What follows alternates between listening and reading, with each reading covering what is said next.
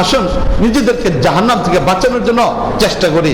সেই চেষ্টার 1 নাম্বার কাজ, কোনো অবস্থার মধ্যে যেন আমার নামাজটা ছুটে না যায়, কোনো অবস্থার মধ্যে যেন নামাজ ছুটে না যায়, এটার ব্যাপারে সর্বোচ্চ পরিমাণ গুরুত্ব দেওয়ার চেষ্টা করি। এটা হলো 1 নাম্বার কাজ। 2 নাম্বার কাজ, যারা কোরআনে কারিমে তেলাওয়াত করতে পারে নাই, তারা কোরআনে কারিমে তেলাওয়াত শেখার জন্য চেষ্টা করি। যারা পারি কোরআনে কারিম তেলাওয়াত করবো নিয়মিত, যারা পারি না তারা কোরআনে কারিম তেলাওয়াত করার জন্য চেষ্টা করি, কোরআনে কারিম তেলাওয়াত করার জন্য চেষ্টা করি। হলো 2 নাম্বার কাজ। 3 নাম্বার কাজ হলো এটা যে কিছু সময় আল্লাহর জিকিরের মধ্যে কাটান।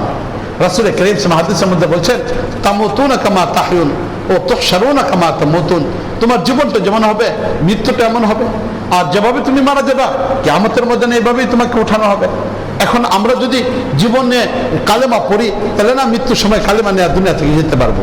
জীবনে যখন আল্লাহর জিকির করব তখন মৃত্যুর সময় আল্লাহর জিকির করতে করতে এই দুনিয়া থেকে আমি যেতে পারবো। এই জন্য কিছু সময় আল্লাহর জিকিরের মধ্যে কাটানোর জন্য চেষ্টা করি।